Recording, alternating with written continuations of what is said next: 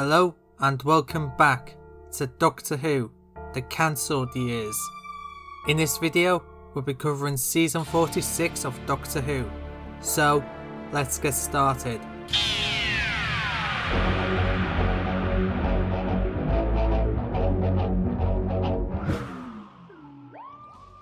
Season 46 would have been the last season for Robert Carlyle as the Doctor, the first season for Freema Agyeman as Ashley Tannen, and the first season for Paul Cornell as showrunner.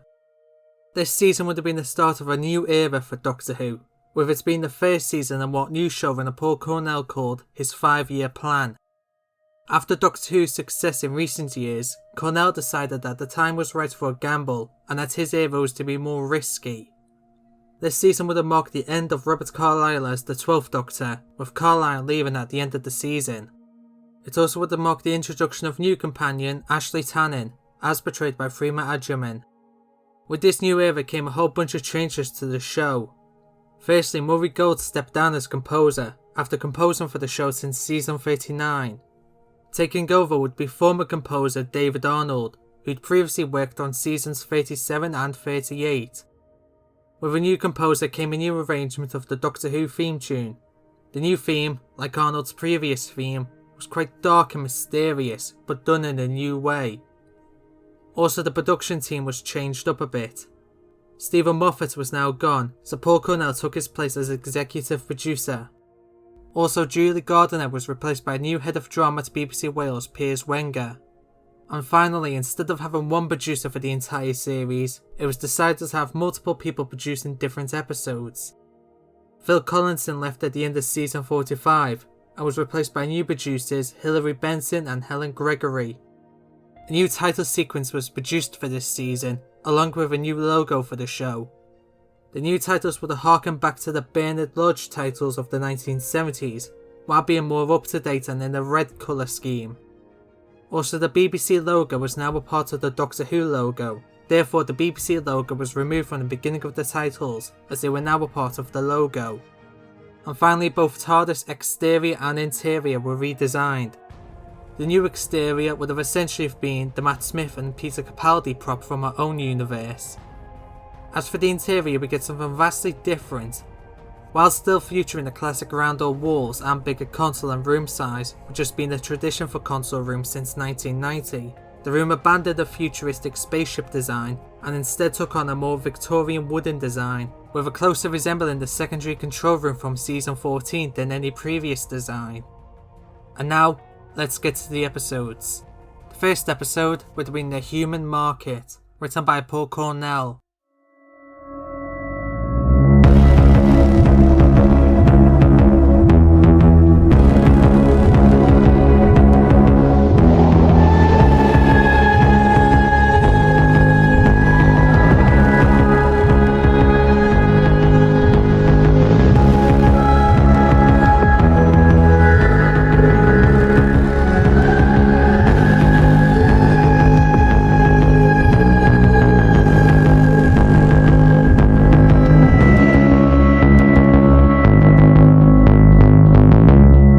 The story would have acted as a jumping on point for new viewers, as well as being the introduction to the new companion Ashley Tannen, a barmaid from the modern day. We mostly focus on Ashley for most of the story, as we follow her through her day-to-day life, dealing with her family, her friends and her job. However, as time goes on, she begins to notice that her friends are vanishing in the night. It turns out that a group of alien traders known as the Karmaters are kidnapping people to sell to other alien planets as slaves. We see the Doctor meeting Ashley and working with him to find the missing people and to eventually stop the Karmaters. We also discover that Ashley's sister Stacy has been kidnapped as well, so she too has to be rescued. Eventually the Karmaters are defeated and everyone apart from Ashley and Stacy are teleported home by the Doctor, with their memories of the Karmaters erased. The Doctor then drops Ashley and Stacy back on Earth. However, before he says his final farewells, he offers Ashley the chance to travel with him, and while she's unsure at first, she eventually accepts and follows the Doctor into the TARDIS. The second episode would have been Wirrn Dawn, written by Nicholas Briggs.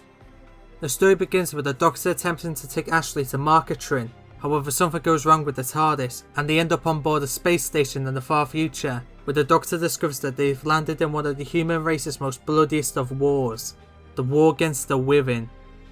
The story sees the Doctor and Ashley with a group of soldiers trying to survive and stop the Wirrn, while they help another soldier named Farrell who's been attacked by a Wirrn. We later discover, however, that the Wirrn that attacked Farrell actually injected an egg into her, which slowly turns her into a Wirrn. One of the soldiers think they should kill Farrell before she turns into a Wirrn. However, Ashley is able to protect her as she believes it to be the right thing to do.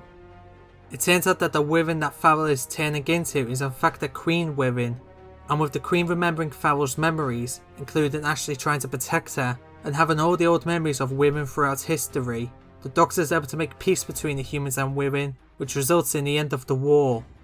The third episode would have been The Vampires of Venice, written by Toby Whithouse. This would have been nearly the same as it is in real life, with there only being one companion. A few bits would have played out a bit differently, but other than that it's pretty much the same story. The fourth episode would have been The Horrors of War, written by Jonathan Morris. This would have been Doctor Who's first pure historical since Season 4's The Highlanders, or if you're picky, Season 19's Black Orchid. The story would have covered the D-Day landings of World War II. The Doctor and Ashley arrive on the beach, and they're soon captured by a group of Nazis, and the Doctor soon realises that today is the Allied invasion of Normandy. For the first part of the story we mainly focus on the threat of the Nazis, and how cruel and evil they could be. Then in the second part of the story, we see the Allied invasion of the Normandy beaches. However, the main goal for the Doctor and Ashley is to escape back to the TARDIS before they become too involved in this historical event. In the end, the Doctor and Ashley are able to escape back to the TARDIS, where Ashley asks if she can go home for a bit, as what she's just been through was a bit too much for her. Thank you to Robert Morrison for letting me use this story idea. The fifth episode would have been The Starzen Invasion, written by Chris Chibnall. The story sees the Doctor and Ashley arriving back on Earth, where Ashley goes off to find her family, only to discover that she's been missing for a week. Meanwhile, the Doctor wanders off as he's picking up strange alien readings. A good proportion of the story sees Ashley trying to keep her secret about the Doctor away from her family, and makes up a lie about her going on holiday with some work friends, although Stacey knows the truth, and so Ashley has to convince her to not sell her out. Meanwhile, we see the Doctor working with a group of police officers to stop an alien named the Starzen from destroying the city. They find that the Starzen fell to Earth and that it has the ability to eat anything and grow larger with everything it eats. Near the end of the story, Ashley gets mixed up in the Doctor's plot again, and she and Stacey end up working with him to try and take down the Starzen. Eventually the Starzen is defeated when the Doctor tricks it into eating a gas pellet, which causes the Starzen to shrink and shrink until it blinks out of existence. At the end of the story, Ashley agrees to continue her travels with the Doctor, and so the two of them depart in the TARDIS with Stacey waving goodbye, just before Ashley's parents can spot the TARDIS. The sixth episode would have been Solitaire, written by John Dorney. This would have been the Doctor Light episode and would have featured the return of the Celestial Toymaker, now played by David Bailey. The story sees Ashley in the Toymaker's shop with amnesia, on her own and with the Toymaker, as the Doctor's been turned into a hand puppet, and the TARDIS is in the room. However, Ashley has forgotten about it. We see Ashley trying to figure out how to stop the Toymaker and win the game, a new game which you don't know you're playing, and the aim of the game is to find out the aim of the game. And every so often, the size of the toy shop decreases. It turns out that Ashley is not the one who's playing the game, but instead the Toymaker, as Ashley knows she's already playing a game. We learn that Ashley is a part of the answer to the Toymaker's game, as Ashley can see the TARDIS as what it is, but the game alters the Toymaker's perception to see it as an incineration chamber. With the way out now available to the Toymaker, Ashley offers the option to escape with her, but the Toymaker refuses because if she was right and he was wrong, then he believes he has lost the game. He chooses to believe that there is a way for him to truly win, and refuses to come with her. So Ashley is forced to leave the Toymaker as his shop shrinks down all the way, which destroys his body.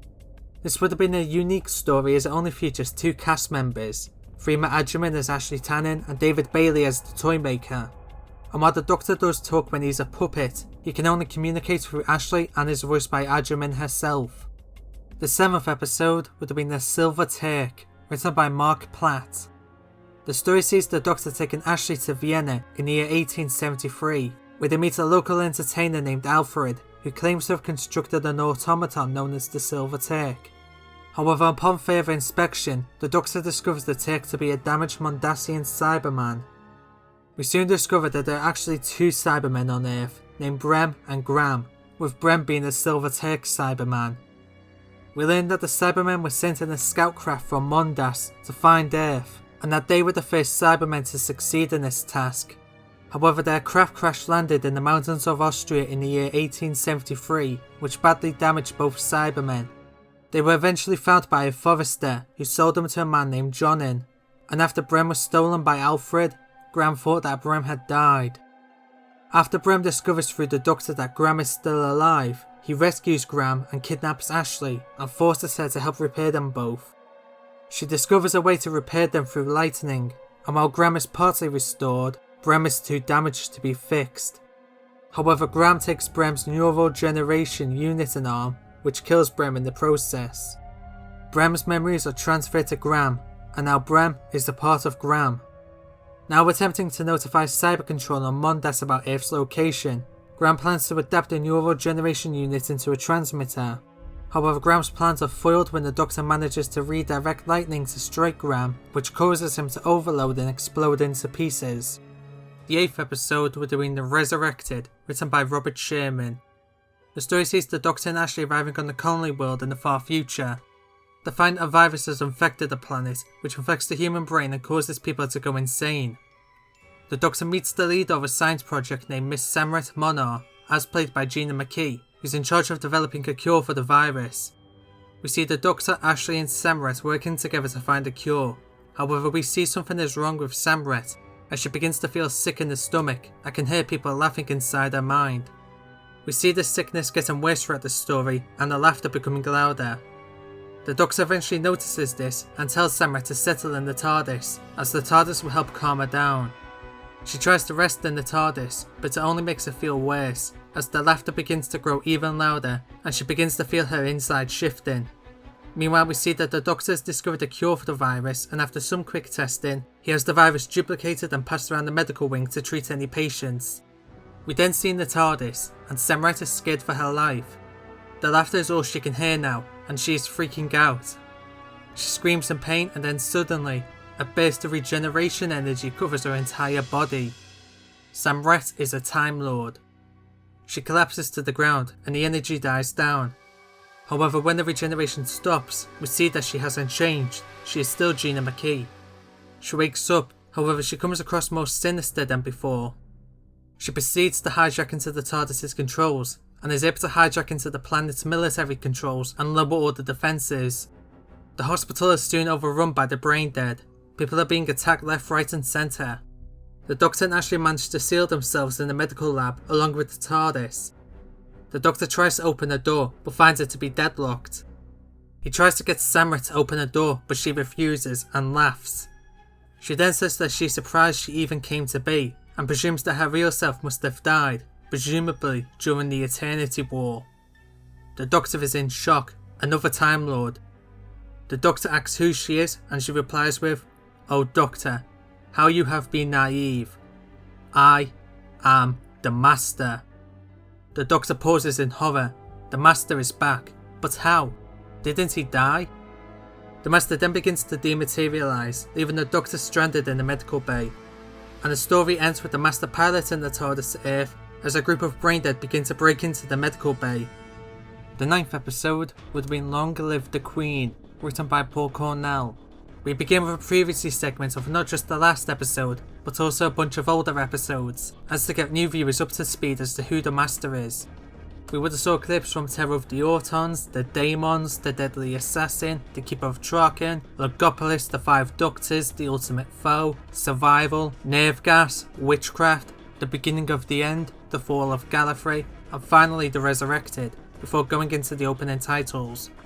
Then after the titles we see the Doctor and Ashley crashing down outside London in the space shuttle, and we learn through some brief flashbacks after the last episode, the two of them were rescued by a group of soldiers, and then they stole a prototype time-space shuttle in order to track down the Master.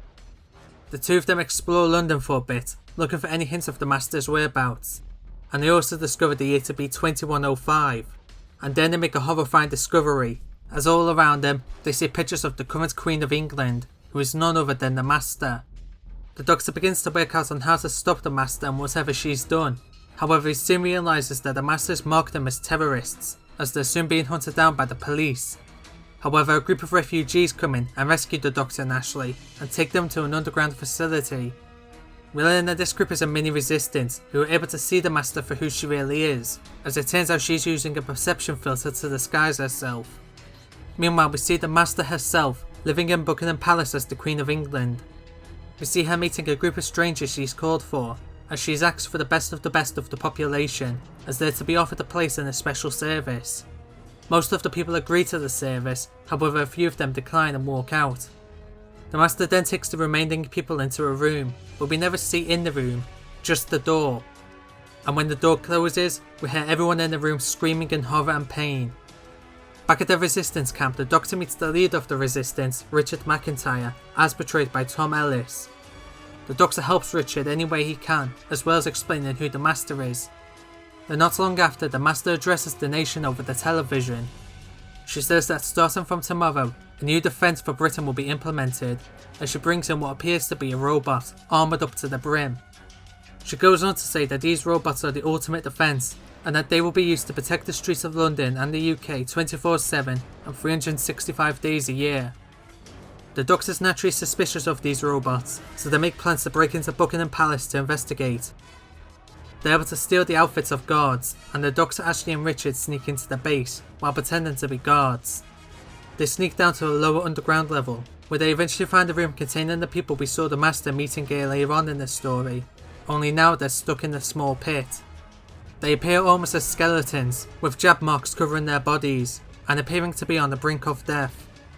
The Doctor says that he's sorry, but there's no way they can help them, much to the protest of Richard.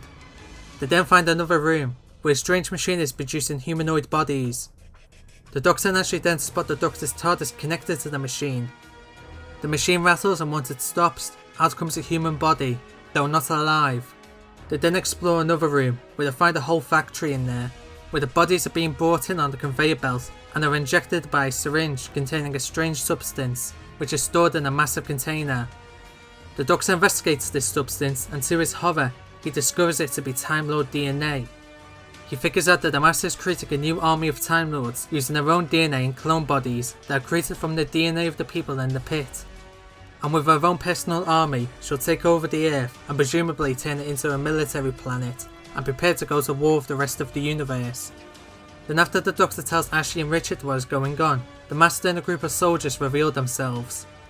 The Master congratulates the Doctor for working out their plan, but now he and his friends must go. She then orders her guards to kill them, and panic breaks out as the Doctor, Ashley and Richard take cover. The Doctor then gives Ashley and Richard a chance to escape by causing a distraction, and the two of them are able to dash out and escape the palace. Meanwhile, the Doctor is captured by the Master and their guards, and he's injected with a drug which causes him to black out. The Master announces on an intercom that it's time for the new soldiers to be rolled out, and we see an army of Time Lords rolling out of Buckingham Palace as a crowd of people come to watch. Richard and Ashley try to warn people away, but no one is listening, and they all call them mad. The Time Lords then begin to spread out across London, and then all at once, they go from simply walking around to loading their rifles and slaughtering everyone. And the episode ends with Ashley and Richard running and hiding from the Time Lords, and the Master watching all the chaos from her balcony. The final episode would have been The Oncoming Nightmare, written by Paul Cornell.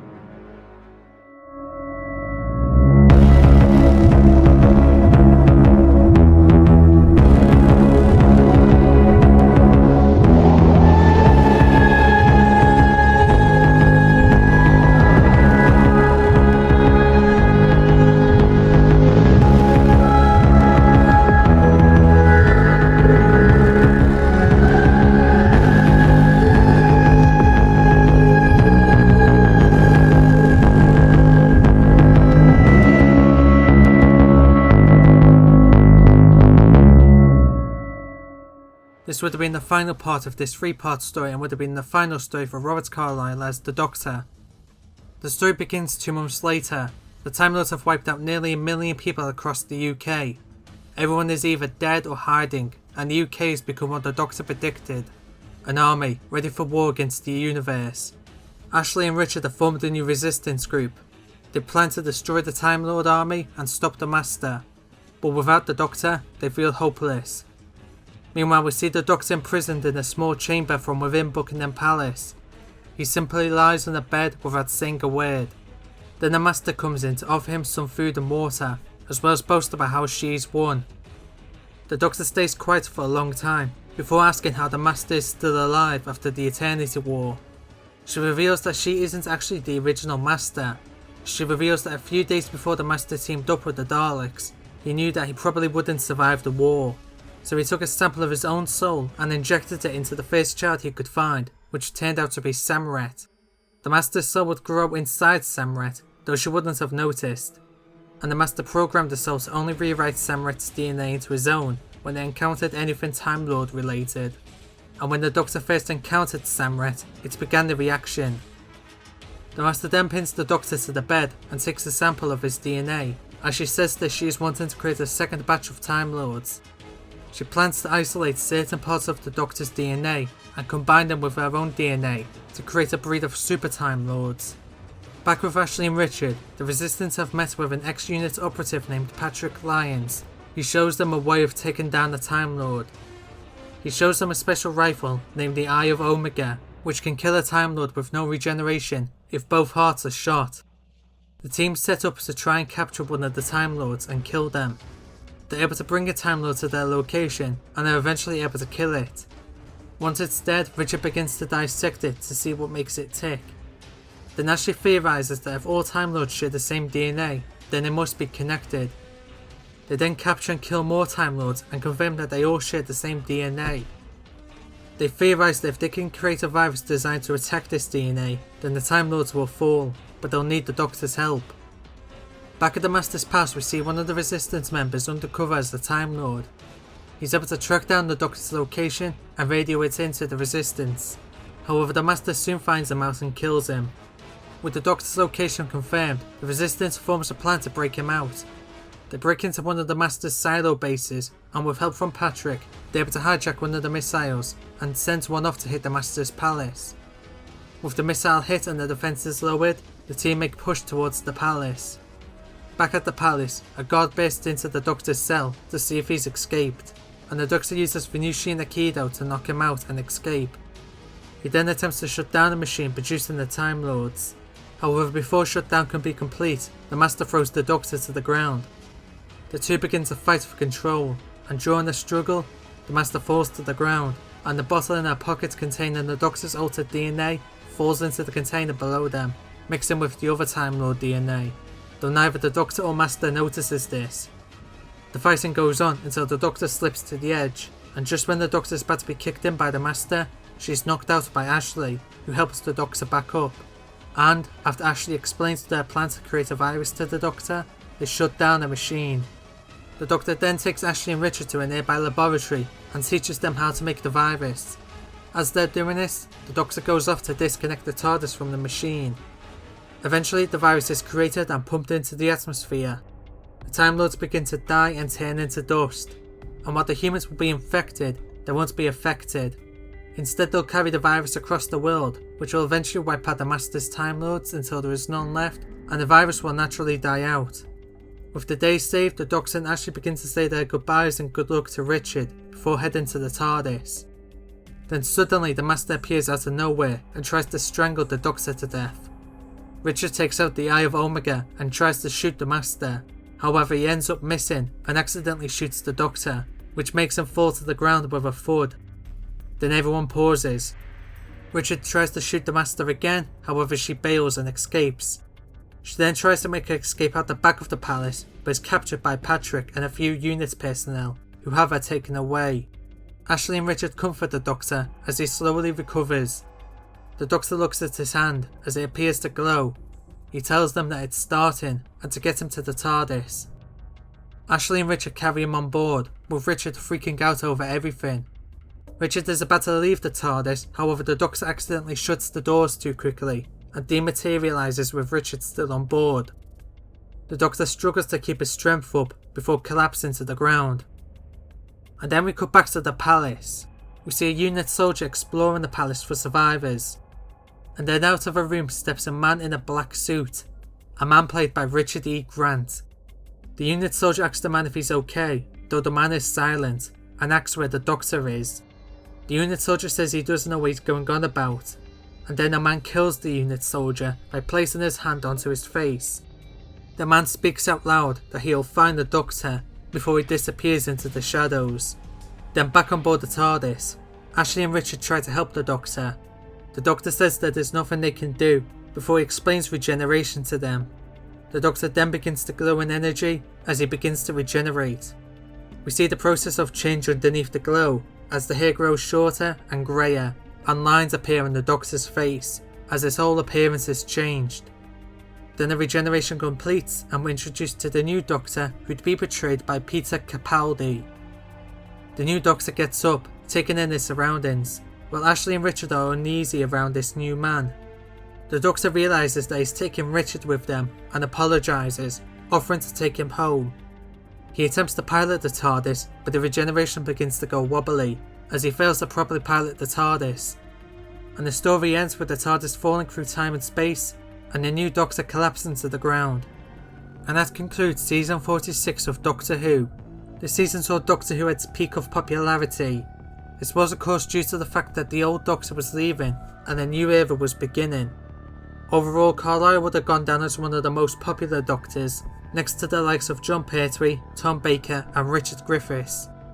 So join me next time for the final series of United Nations. Until then, thank you for watching and goodbye.